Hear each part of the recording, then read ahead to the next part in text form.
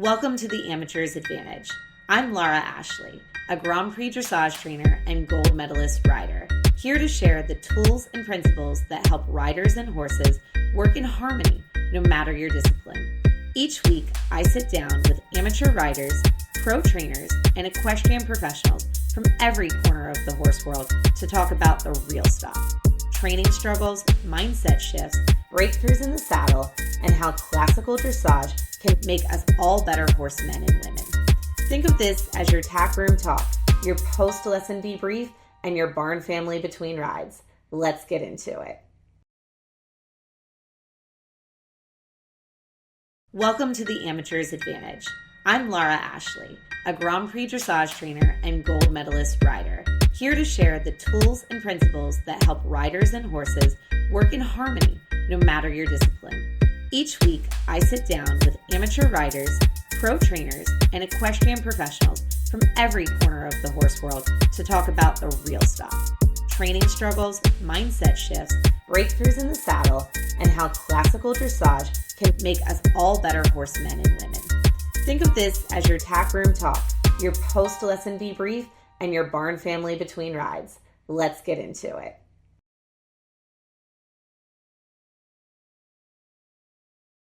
Hi, we're back again with Laura Ashley Dressage here for our podcast episode. And today I'm with Kat McDonald. What's your business? Form and Flow Dressage. And she is here in Wellington, Florida area as well. So today we are going to talk about helping our students through the mental mud, working on mindset training so that you can fast track your progress to a more successful ride. We both work with junior riders, adult amateurs, older ladies, everything in between. And it doesn't matter what age or level, we all go through that evolution of figuring out how to manage your brain in the saddle and how we can do so much just by changing our mindset around the ride. The physical, of course, matters. You've got to put on the aids properly, but when you've got these sticking points in your mind, the horse knows it and it shows up in every aspect of our training. I know for me, there's some words that I don't allow in my arena. One of them being can't. I can't do that. Well, now that you said you can't, you're right. You can't, because you've just announced to the whole world that it is impossible for you to accomplish the task. And so then I even get picky about I'll try. Okay, trying is better than not being able to do it at all and admitting defeat before you start. But how about let's think about what we will do instead of what we can't or hopefully might maybe possibly accomplish if we get lucky and all the stars align. So, okay, well, I can't make a canter depart. All right, I'll try to do a canter depart. A little better. How about I'm going to sit to prepare for my transition. Then I'm going to take a breath so I'm calm, prepare with a half halt, which goes like da-da-da-da-da, and then I'm going to put my outside leg back and I'm going to swing my seat. Now, if you will do all those things, your likelihood of getting that canter transition just skyrocketed versus I'll try, hope it works out. Is that kind of what you go through with your students? Totally. Words are very important. Everything we say matters. And so if you're going to speak something into the world, you want it to be positive because your subconscious is going to hear everything you say. So if you say, I can't do it, your subconscious is going to believe you can't do it. And it's going to make your body do the things that ensure that you can't do the thing. Yeah. So being really focused on encouraging positive language and focusing on growth, not perfection. That's a big one. The shift from having a fixed mindset to a growth mindset. The book Mindset by Dr. Dweck. Highly recommend. Who is it? Dr. Shannon Dweck. Okay. It's a book that will change your life. Okay. But focusing on growth and progress and moving forward, not just I'm not accomplishing the thing. Having goals is important, but also recognizing it's a process to get there and being okay with that. Yeah. And realizing we're working with animals that have a mind of their own and feelings of their own, and they don't care about goals. They don't. No. Not in the least. And so sometimes the process is messy and you have days where oh yay, we're ready to go show third level and it's great, everything's working, and then the next day, Just kidding. I can't canter on a circle. Yep. What's happening? And realizing that it's all part of the process and not getting like spiraling when things are going not according to plan, because it happens. And the more you're focused on, okay, this is a journey, we're growing, we're learning, we're improving little by little, you're able to keep a much more positive outlook, because it's not all about like it either is or isn't. I'm either good enough or I'm not. It's I'm learning, I'm working, I'm growing, and it's all going to be okay in the end. I'm sure you've seen the chart where it's like what people think progress looks like, and then it's like what progress really looks like, and you're like, eventually if you level out that line, it still is sort of like this, but not every day is going to be a good ride, and that's okay. It's nice to say, oh, well, if I just get 1% better every day, well, that's a lovely idea, but some days you're going to get worse. That's just what it is, and you have to kind of be accepting of that so that you don't lose sleep at night and beat yourself up and then have a terrible evening. And especially as a trainer, that if you take that bad ride you had from the session before and bring it and that energy to your next ride, you're setting yourself up for a nasty afternoon of bad ride. And so I'll catch myself sometimes. I try so hard to control my own emotions and not bring them to the stable or to my lessons. But when I don't have a Susan, but when Susan at 7 a.m. is just not getting it, and then Tina, I don't have a Tina, at 7:45, you're like, oh my gosh, is anybody today going to get it right? And you're just like, I just need a little ounce, a glimmer of hope that, and they're like, well, maybe this is a me problem. Maybe I need to check my own energy at the door today because I've come in a little sharper than normal, and that's affecting my horses or my riders. So it's not only the rider's mindset, but it's also the teacher's mindset coming in too. We all have to be okay with where we're at and okay with the process to get where we're going. It's nice to think that it's all going to be this really happy journey. And I think you're the same as me. You're very goal-oriented and not the most patient creature on the planet. That you're like, I'm going to do the things. And then life is like, good luck finding your way around that. Like, oh, darn it. Okay. And I love horses and I love riding and I love training. And I do love the journey, but I also really, really love the goal and obtaining the goal and being okay with that goal getting further on the timeline away, or having other steps or total detours away from the path you thought you were supposed to be walking. Oh, it's so hard. What are some of them that you've been trying to get through on your own? Have you had any mental I can'ts lately? Yeah, definitely a few. And if I backtrack a little bit, so there's a period of time where I stepped back and I looked at where I was at, what I was doing, where I wanted to be versus where I actually was. I realized, I had great horses to ride. I had a phenomenal coach. I had everything that I needed to succeed. And I still felt like I was stuck. And I was like, I'm not moving forward. I'm looking at people around me, people my age, they're so much farther in their career, and I'm like, what am I missing here? Why am I not moving forward at the same rate that I think I should be? And it was a mindset thing, because I was stuck in, I have to prove that I'm good enough. I have to prove that I'm there already, that I'm qualified, that I'm competent. I have to present myself as I know what I'm doing. And that completely blocked off my ability to actually learn, because I was so busy presenting an image instead of saying, oh, I don't know that, I don't fully understand that, and then asking questions.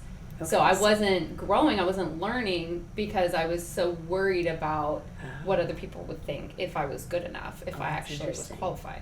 And so by being a lifelong student then, and allowing yourself to keep learning even though you're in charge of your program at the same time. Oh, that's interesting. 100%.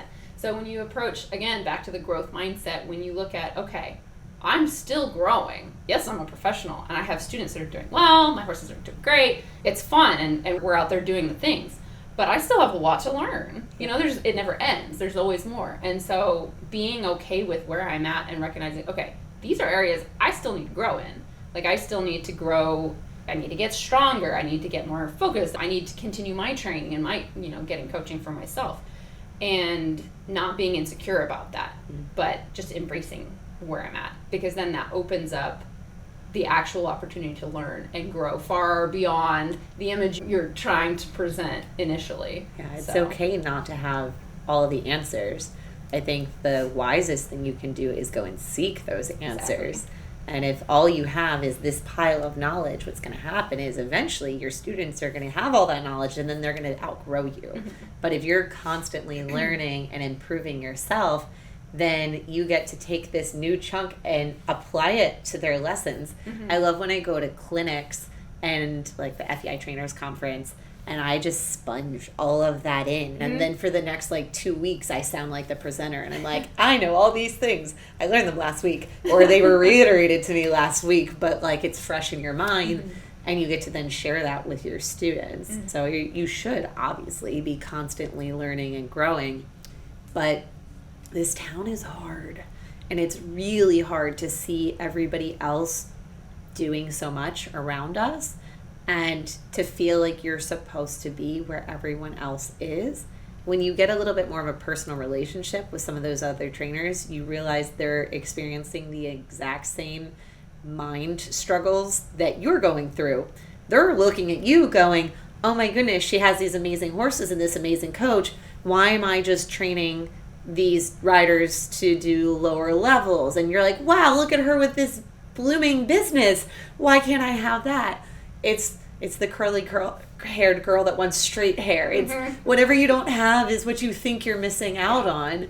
And everybody's facing that same level of insecurity from the outside looking into somebody else's life, and being okay with where you're at in the journey, proud of the progress you've made so far, and at peace with how long it may take you to possibly get to the set goal, or that the path might diverge off from that goal. And being all right with that is that's a lot to deal with in your own brain. Yes, indeed. But I'll tell you what, if you don't, it'll drive you crazy. Mm-hmm. It'll literally drive you crazy.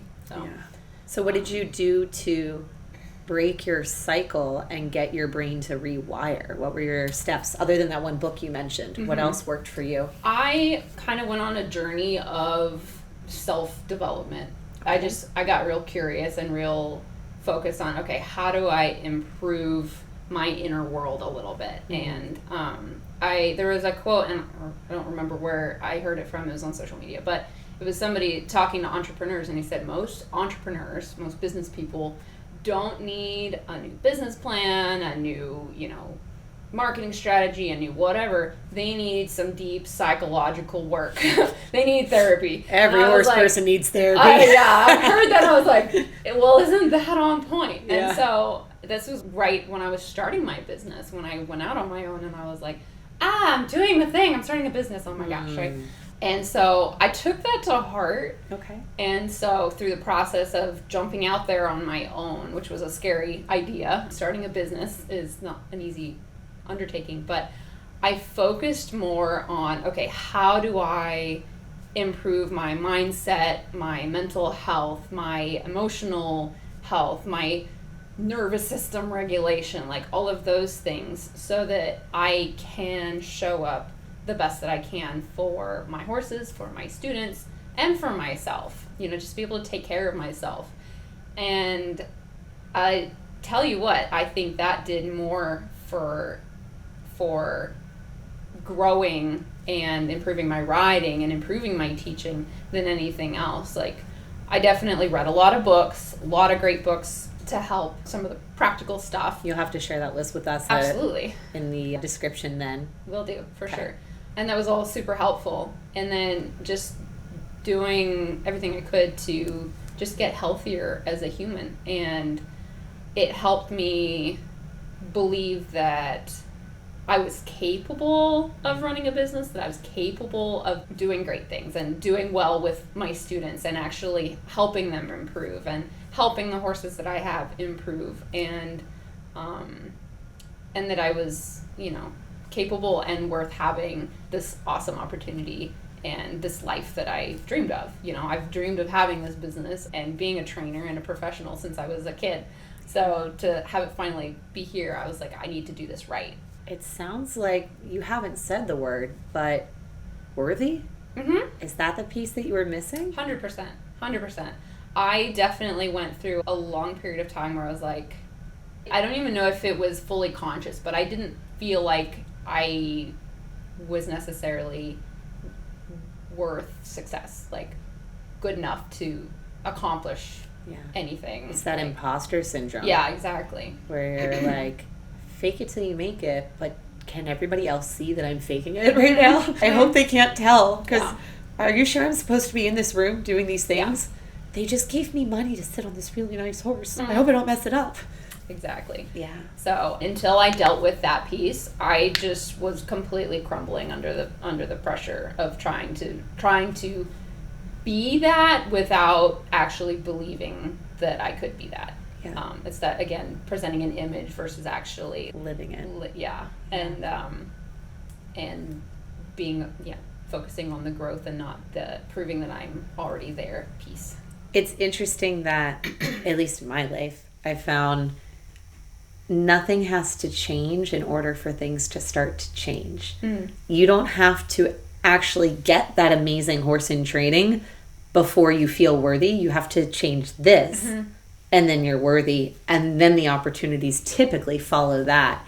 And believing that you're worthy, waking up and feeling like this is the life you're supposed to be living, nothing has to change when you go to bed that night until you get up that morning that justifies that you have the accolades now to be living it. You just all of a sudden are like, yeah, I've been working really hard and I have dedicated myself to this sport and this life, and I am able to help these people and these horses, and they appreciate me for what I am today, and that's okay. And then because they're so supportive of me and they believe in me, I'm going to keep getting, hopefully, a little bit better as often as possible, if not every day, so that then I can keep giving back to the sport, the horses, and the people that are standing by my side from the early days when I feel like I'm a nobody to the final product when you're like, oh my gosh, I've actually arrived. I am living this life that I set out to make for myself.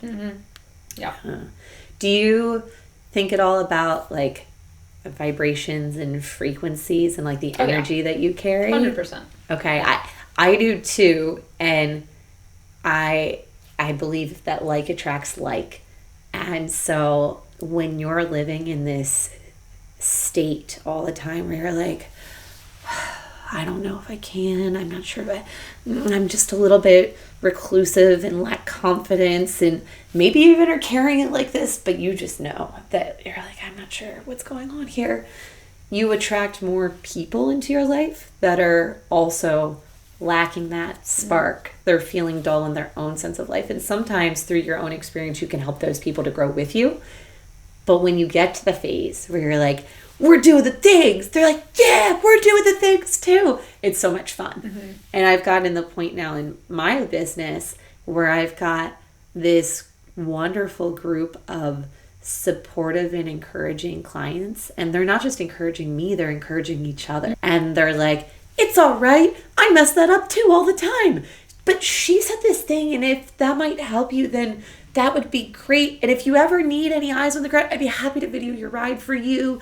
And like, they are each other's cheerleaders because now I carry this high frequency with me that is magnetic. And people are like, whatever she's got going on, that juju I want in me. And so then you get this outside magnet force just like sucking all of these good people or growth mindseted people into your space that are like, maybe I'm not there yet, but I want what she's having. Yeah. It is a little tough though, because there's also people that repel that field. And those are the people we don't want anyways. But there's people on the outside that will be standing on the outside of the glass, which keeps you and your happy people in. And those people on the outside are going to be going, ugh, why are they so smiley over there? They're having so much... Who gave them the right to be so happy? Right. Like, their horse just bucked and they're still laughing. And you're like, yeah, we're at a horse show. My life is beautiful. I ride horses in Florida. What do you want from me? It's a great day. This is me in pictures from a couple shows ago where I'm just grinning ear to ear. Yeah. But no, you're absolutely right. That attitude and that presence and that, like, just being that positive and creating that culture within your group, like, that's so important. And that's, like, my number one mission, really, with my students. Because I found myself with basically a crew of junior riders, and I adore them. They're great. And they're, like what you said, they cheer each other on, and we have our horse show shenanigans group chat, and it's a good time. But creating that positivity where we're encouraging each other, and that has been what has come into my program. And the things that haven't quite worked out, or the clients that kind of came and went, it's kind of been just a shift in like, they didn't align. It wasn't necessarily a good fit. And I pinch myself because I'm like, I just have all these great people and these wonderful horses, and, like, we don't have a huge program, but it's a happy one, and it's fun, and it's positive, and everyone's really, doing well and having a good time. And not to say it's always perfect, like, obviously we all have rides that are not great, and I sometimes lay in bed at night like, how could I have helped that go better? But the overall attitude and theme and the presence, it's all really positive, and that's what I really strive for. Anybody that comes through my program is impacted in a positive way, even if they're not around forever. I want to leave a lasting impact on their life. Yeah, a good positive experience. You're really in a mentorship role with a lot of your junior riders now. So how have you been able to share in almost like a cool aunt or a big sister sort of way all that you've learned about life, your brain, and also horses? But honestly, the horses have always been the vessel which carries the message. And it is about horses, but it's not really about horses. The horses teach us so much, and they give us these opportunities to learn and grow in our life. And they provide a way to link us together and have these really cool relationships. So how have you been able to help these junior riders in either their horse aspect of their life or their personal life to grow as a young lady or man, if you have any in your program? Yeah, no, you're absolutely right. That's 100% how I look at it. Is I'm not just here to teach them how to ride. It's wired in me to teach and to mentor and to help. Look at my life and how horses have taught me, working with horses have taught me so many different things about myself, about how the world works, about so many different things. But that's what I want to be able to share with these students of mine, is to be a role model for them, and not just their riding teacher, but like, how do I help them with, like, how to view the world and how to go through hard things and how to develop discipline and how to have empathy, because that's probably one of the biggest things horses have taught me, is like how to have empathy for something outside of yourself. And because at the end of the day, like you said, the horses are kind of like the vehicle, but we're all human and we're all having this human experience. And it's like, how do we take something and be able to somehow make someone else's life a little easier, or help them along their journey with where they're at, and be supportive of them when they're having a hard day or whatever. Because let's face it, half the time we end up as part-time therapists. Exactly. Where it's like, okay, clearly something's not right here. This is not a riding issue. This is our internal world is complete chaos. Let's take a moment. Yeah. Like, are you okay? Like, what's going on? And being able to just speak life into them in that moment and say, look, okay, no, maybe we don't school our flying changes today. That's okay. We'll come at it another day. Go take your horse for a hack. Like, go get out of the arena, go for a walk. Horses are so healing. Oh, 100%. And because I've had those days where I've been mid-lesson, I'm just like, I just can't. And I'll be, go just take a walk. Just, it's okay. You don't have to today. There are days when you just can't. And learning how to process those times and take the pressure off yourself. Like, those are the things that I want to get across to my students as well, is like keeping things in perspective and being able to work through hard stuff and recognize when you need to take a moment and take care of yourself and that sort of thing. So. Yeah. I think it's really an honor that we get to see into people's lives like that. When I was a kid, I had a business teaching kids how to ride, and I had a lot of anywhere from like third graders through middle schoolers was kind of my group of kiddos that I was helping. And the stuff that they let me know about their life, it was a privilege and an honor that they would share that much personal information with me and trust me and want my guidance through those hard times. And then I had a band of working students here about 3 years ago, and there was like 4 of them. It was the same sort of relationship that you have, where it was high school girls and the things that they experienced and they shared about family and boys and school and planning for their future and health and whatever else, that they trusted me to feel like it was a safe place, my barn, to chat. And that if they sent me a text after a bad day at school and said, can I come to the barn and hug a horse? My doors are open. And like, I love that I am that space. Now, the thing that shocked me is adult amateurs are no different. I thought that when you became an adult, that then that all just went away and you just marched your way through life. It's not at all how it goes. And now I'm like the first line of defense for, you know, if there's death in the family or a difficult thing at work or a health condition or your husband was difficult or your kid was difficult, whatever it might be, they have the same sort of struggles at every age gap along the way. And at every spot along the way, I've still been their safe space that they can come to me and talk about it. And some days, like you said, they come in and you're like, why don't you know how to do the thing that we did last week just fine? Like, what is going on right now? And then the waterworks start, which is fine. Like, crying in my arena, please, like, let it out. It's okay. Hug a horse, take a moment, let's breathe it through.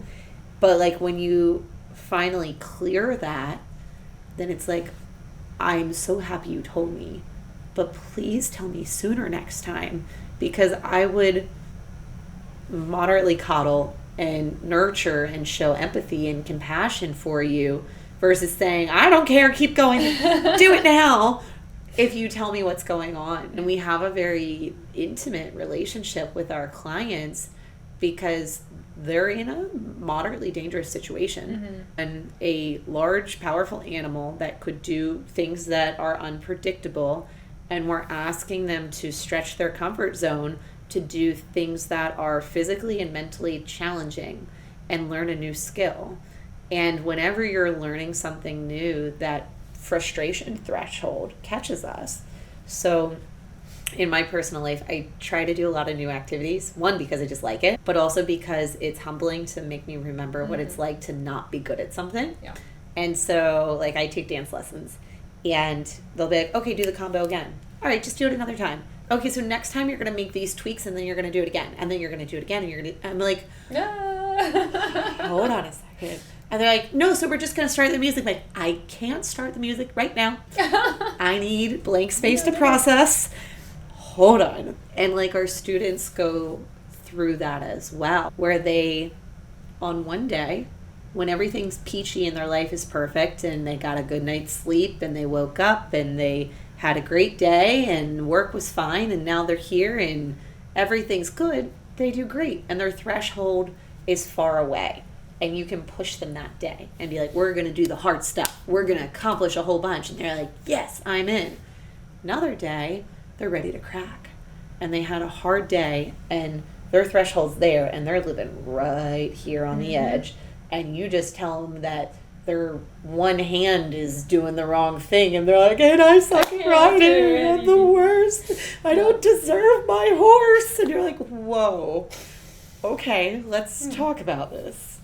And so I really think it's a privilege that we are in the position that we're in to have such an impact on so many lives. Mm-hmm. Because, like, all right, I'm not a doctor. I'm not saving lives. I'm not, like, emergency services here but I am doing community work.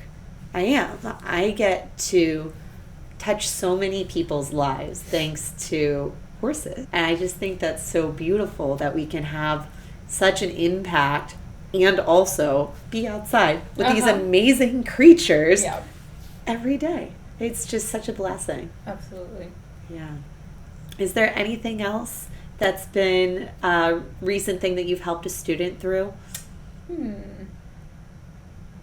I think the conversation about training being messy. Okay. Training horses is messy. Like, helping with that understanding, because it was one of those rides where it's like, okay, it's not quite going smoothly. Like, the horse is very sensitive and a little opinionated. It's a chestnut mare.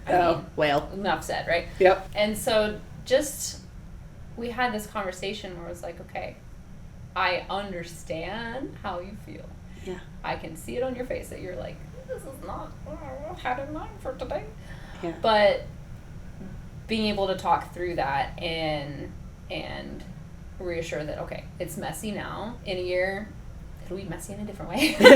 Great. Yay, that's so much fun. Dressage is so hard. When is it going to get easier? Never. It doesn't. Never. But the more you embrace that process, you are able to enjoy it. And so, we had a good chat about that. And I think those are the moments. Like, there are little moments along the way where it's like, okay. Yeah. Being able to, use your life experience. Exactly. Like, address something that's not just skill-based and, like, how to think about the problem and how to sort of mentally cope with the frustration of, this isn't where I would like it to be right now. I understand. Yeah. I have been there too. Mm-hmm. I also have ridden a chestnut mare or two in my lifetime. Mm-hmm. I understand your frustrations. I also have made it to the other side of it. Mm-hmm. It's not going to be easy. But when I was frustrated, I did this and it helped me. And now I see why you're feeling the way you're feeling, and let me help you through the process. Let me help you figure out a plan so you don't feel hopeless, helpless, defeated through all of this. And, like, with me walking beside you as your coach, I will make sure that you don't fail. I will get you through. Trust me to be your guide on this journey with your horse, and we'll troubleshoot this together, and I'll give you the tools that you need so that you can take more ownership of the process as we go along the way. Yeah, exactly. Well, this has been a great session. I feel like we covered a lot of awesome stuff, and the theme is just how blessed we are to get to work with these incredible horses and be able to work with people to train their brains better so that they can be more present and confident working with their horses for a better ride. So, absolutely. Thanks so much for your time today, Kat. Of course. Thanks so much for joining us today. That's it for this episode of The Amateur's Advantage. If you found something helpful, share it with a barn friend, subscribe wherever you listen, and leave a review. It helps more riders to discover the show and join our equestrian community. Don't forget to follow Laura Ashley Dressage on Instagram and other social media channels for more tips, behind-the-scene content, and updates on future episodes. Join us next week as we continue to unpack real-life training challenges, mindset shifts, and how classical dressage principles can help solve problems for riders and horses of all disciplines.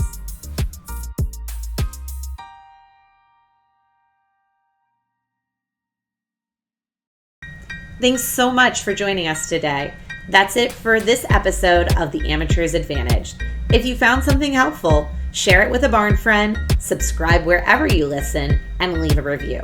It helps more riders to discover the show and join our equestrian community. Don't forget to follow Laura Ashley Dressage on Instagram and other social media channels for more tips, behind-the-scene content, and updates on future episodes. Join us next week as we continue to unpack real-life training challenges, mindset shifts, and how classical dressage principles can help solve problems for riders and horses of all disciplines.